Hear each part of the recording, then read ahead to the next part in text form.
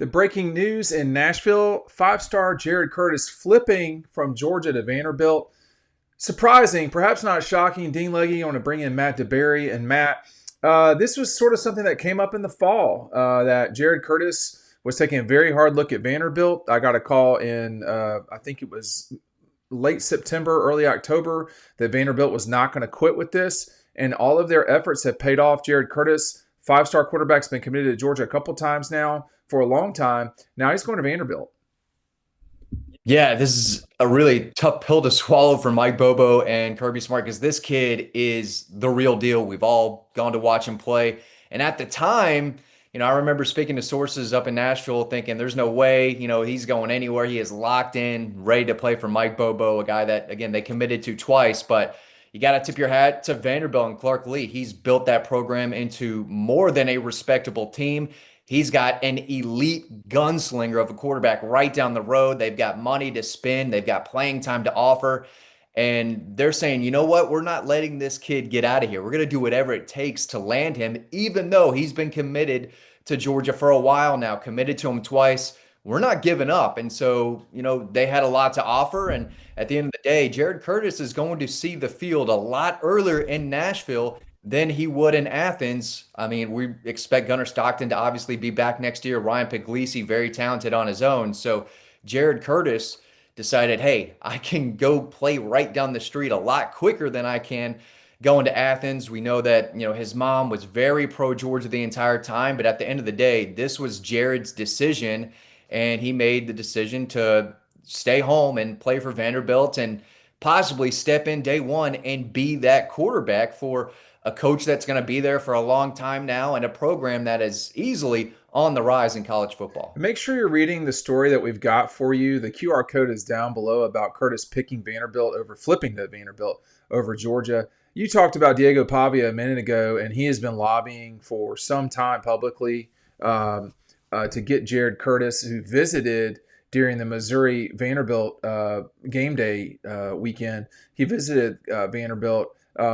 How much play do you think that Pavia's, not really recruitment, but seeing him and what he can do? I mean, I fully expect him to be in New York after his blistering performance of the Vols over the weekend. Talk about Diego Pavia and why that maybe unlocked the imagination of somebody like Jared Curtis, who, if we're being honest, Vanderbilt would have never been in the conversation 2 years, 3 years ago. Yeah, well, this kid did everything asked of him at Vanderbilt and won a lot of games, beat Alabama last year. I think he's 5-6-0 against Auburn, dating back to New Mexico State. He's been around a while. He's got a big voice. Everyone knows who he is. They did a little stat padding, for him definitely against Kentucky, but his whole thing is, hey, we're Vanderbilt. We're here to stay. I want to go to New York, and when I'm gone, I want this kid from Nashville coming in behind me to keep this going, because there are not a lot of teams right now who would raise their hand and say, yeah, I would like to play Diego Pavia and the Vanderbilt Commodores right now. They're playing at a high level, and he's made it clear you can go win and win somewhat big at Vanderbilt, and they're right on the edge of making the playoffs. They're a respectable program right now, and you can win at Vanderbilt. Clark Lee has shown that, and Diego Pavia has also shown that, hey, you could put up big numbers here and be a Heisman type of guy at Vanderbilt. So Jared Curtis took advantage of this opportunity. Listen, this is not like Jacob Eason picking Florida over Georgia last minute. Right. This is not a guy that they needed to walk in and be the guy immediately. Jacob Eason was so big. Talk about, going to Georgia. So, the whole plan was for Jared to come in, learn the playbook, be a little patient, beat out the guy in front of you, but you're going to have to do it in practice, and you're not going to walk in to Georgia and play. I don't know if there's any scenario, Dean, where a true freshman quarterback signs with the Dogs and is the starter. I think those days are long gone, but those days are not long gone at Vanderbilt. So I totally get why Jared Curtis made this decision, but it's still a really, really tough pill because the kid's really good. Well, and I was just this is the reason why we're talking about a freshman starting at Vanderbilt. It's because it's Jared Curtis. I mean, this isn't, whoever you want to put in there. This guy is as good a quarterback prospect that I've seen in person in high school, and that includes, Aaron Murray, Jacob Eason, Justin Fields, any number of players. I mean, Cam Newton. So there's this guy is I would compare him as close to Cam Newton as anybody that I've seen. I think the direct comparison is to the Buffalo Bills quarterback, who is exceptional as well, tall, long, likes to run. I think for Jared Curtis, as he gets ready for his first season of Southeastern Conference football, not just college football, but football in the SEC, there will be an expectation at Vanderbilt that they're now a top 25 team, and Jared will have to not make some of the mistakes that freshman quarterbacks make, that senior high school quarterbacks make, in order for Vanderbilt to continue to go moving forward. But make no mistake, this guy is a playmaker. He has a live arm. He is accurate. He is an exceptional prospect. Him going number 1 overall would in the NFL draft in 3 years would not be surprising to me at all.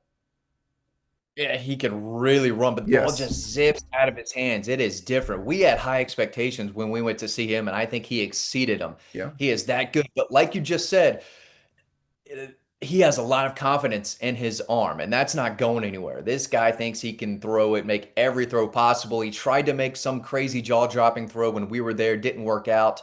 But I think you have to mention the level of competition too, and that's why I think he's probably in a better position if he were starting in 2 or 3 years compared to starting day one in the SEC, if that happens at Vanderbilt, because the learning curve from where he is at to the SEC is just miles and miles. Yeah. And he's lighting up the kids he's playing against. He's running through them. He's trucking them. He's throwing it deep all over them. It is going to be really difficult in the SEC, especially if they don't bring in some experienced offensive linemen to come block for him, because they're missing some guys there too. So it's not going to be easy if he is the guy, but there's no doubt about it. He has easy NFL arm talent. I think the thing that the private schools and the smaller schools of the world can pay attention to here, if you're Duke or Georgia Tech or Northwestern or Stanford, is Vanderbilt is not just a player. I mean, I don't think they would be favored against Georgia in the SEC championship game or Alabama, but it wouldn't be a 7-point line. It might be a 7-point line, but that would be it. This would not be this team is certainly going to lose.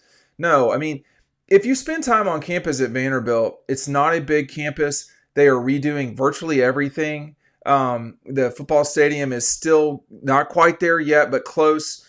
Everything at Vanderbilt outside of football for the last 100 years has been elite. Period. I mean, basketball, football, academics, medical. It is the elite institution in the South. I mean, Emory and probably in Vandy. So when you're looking at that and you're Duke or Tech or whoever, I would just focus on Georgia Tech just real quick.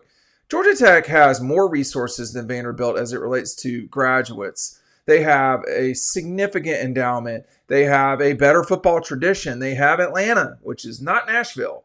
And there's so much that the smaller schools can do, if you want to call it. Well, they are numerically smaller. I think this is a sign for those schools. Just because you're a private or just because you're a smaller public, that doesn't mean that you have to lose out. Vanderbilt went hard in on Jared Curtis. He was someone they had to get for this class. I think he's a had to get for whoever signs him. And it's a significant step forward for Vanderbilt. And I think this means that they are I mean, here to stay is probably one way to put it, but Matt, I don't really know how to explain it. They should be the first team out of the playoff right now, and they're not. It's wrong, actually. But that would take them over Miami. I would probably take them over Texas on a neutral. And, they lost to Texas and Alabama. That's it. They don't have a great win, but they're doing everything they're supposed to do there, including signing Jared Curtis. Yeah, and I know a lot of people are going to want to blame this on Kirby and the Dogs, but there's a lot of coincidence here. It was a coincidence that this happened 2 years ago with Dylan Raiola, Yeah. but there's also a coincidence. Kid's from Nashville. If this kid were from Charlotte or somewhere in Texas, Virginia, it doesn't matter. I don't think there's this easy connection to Vanderbilt the way there is now. Vanderbilt went and flipped him. Georgia did not lose this kid. They did everything right.